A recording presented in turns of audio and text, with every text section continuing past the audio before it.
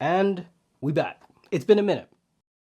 So, little rundown of today. Why are we here? It's the start of Eurobasket. Probably the most exciting part of the off season this year. There's no Olympics. There's no nothing to look at. Hey, we haven't done a video in so long because there hasn't been much to talk about. There is one game that just happened just now as I'm recording. Great Britain versus Lithuania. It was, I think the other game right now is Portugal and Czech Republic. Germany and Montenegro happens soon. I don't have much time, so we'll do one video for today. I gotta be back on this. That was tough to watch, but I don't think UK basketball really has that in them, you know? Looking at this game, and obviously, for me, I'm an NBA watcher. I need to really lock into watching, you know, the British Basketball League and things around the country. Look, I could go to watch a London Lions game. I haven't. I really should. I gotta get on that. Anyway, Great Britain. How do we talk about this? Because, to be honest, when you face a team like Lithuania, there are certain factors that come into play. You have to realize that Lithuania is a huge team. This is a basketball nation. A lot of these European countries are basketball nations. If you look at this tournament, we can see a lot of teams that can get third, fourth, second, high placing at the Olympics. I didn't say first for a reason. But you have France, most recent runner-up at the Olympics. Germany, who won the FIBA World Cup a couple years back, beating the US. Obvious teams like Serbia, Slovenia with Luka Doncic and Nikola Jokic. Serbia do have a roster that are ready to compete. Slovenia, same goes for them. And a lot of these teams are ready. This is a tournament where, let's be completely honest, Team GB does not have much going for them. Team GB are not in this position to be like, look, we're going to come in and we're going to dog walk the whole thing. That's not who we are. I say we. If you couldn't tell by how I'm speaking, I'm from the UK. But I'll be honest, I wanted a little bit more than this. I felt like going against a team like Lithuania and players, you know, I'm not too versed in Eurobasket, but players like Jonas Valančiūnas, and they're kind of all like built like that, you know? So losing the offensive rebound battle 12-23, nuts. Losing the defensive rebound battle 19-34, nuts. Did I expect that to happen? Yes. Just a couple quick ones I wanted to pull up on. This is a game where Lithuania won by 24. Of course, the lead was 17 when I decided to stop watching the video and record this. Even when Lithuania are shooting 11% from the 11% from the three-point line, when they are shooting, they ended the game 61%. In my notes, at some point, they were 53% from free throw, right? You still managed to lose this. And when you look at it from the myopic lens of, I'm an NBA watcher, an NBA team can look at that and say, okay, we have enough talent. The GB team doesn't really have talent in that way. Yes, you have guys who can get the ball, who can score. I forget the guy's name. Point guard, number 6. According to broadcast, is a bucket, is a guy who can score. Just didn't find his rhythm in this game. And to be honest, for Team GB, a lot of them just couldn't find a rhythm. There are a lot of moments where I'm watching it and thinking, bro, why are we There is a specific moment. It's about I have it in my notes, 4 minutes into the third quarter. 4 minutes left in the third quarter, right? And you just see the most boneheaded. There is a good chunk of time left on the clock. And I think that is what I want to nail in here, is that I feel like a lot of these times when Team GB take their shots like this, there is still 15. There is still 20 seconds left on, well, maybe not 20. There is still 15, 12 seconds on the clock. And you're like, we couldn't find anything better. There are a lot of moments where, yes, down to the closing moments of the game where obviously players aren't trying as hard or maybe aren't as locked in. Bro, why am I seeing you throw entry passes and then fumble out of double teams? I'm like, oh, maybe we just don't throw the entry pass. Maybe there are other ways. The dribble penetration was working. Like, points in the paint, yeah, it's disgusting to look at. But you got 20 points in the paint. Lithuania got 62. But you got 20 points. Well, they got 62 points in the paint. That's all from offensive rebounding, though.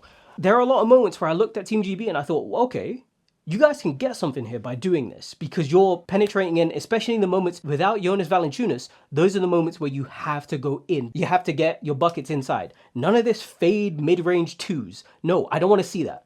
I want to see it if you're this guy. Or maybe if you don't know who that is, that guy. That's Jordan Clarkson.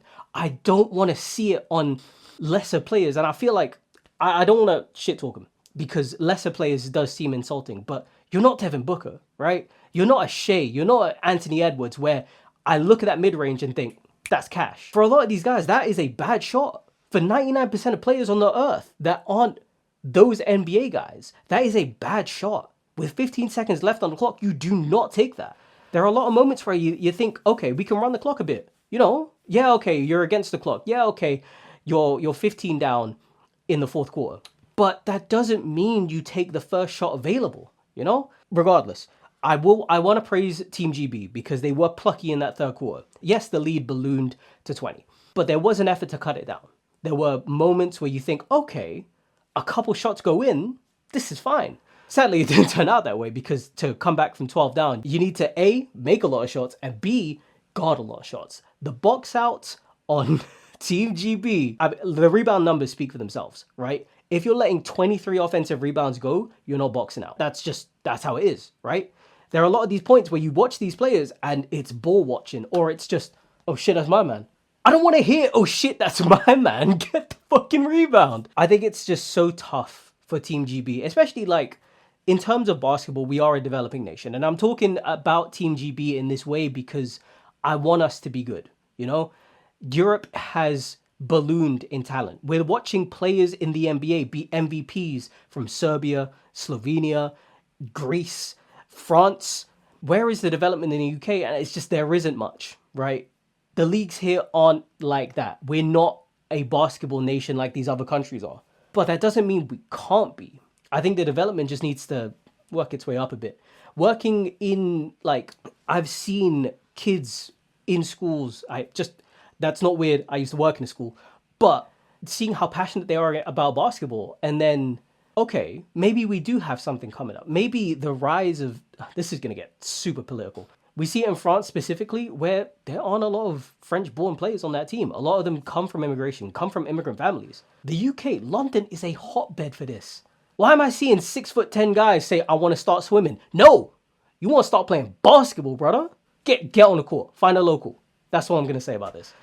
It was a tough game. It was rough, painful to watch, but there are sparks. There are moments where I look at Team GB and I think, okay, I'm not going to get, like, let's not get that twisted. This is not an easy game to start off with, but you didn't do too bad. Let's grow. Let's build off these things. Yeah, you had a rough shooting night. I want to pull up the guy who I'm thinking of because I can't remember his name. Box score. Is it Luke Nelson? Patrick Whelan as well? Yeah, the box score does not look good for you, man. And I think it's Gabriel Olaseni. Can I look at his career stats?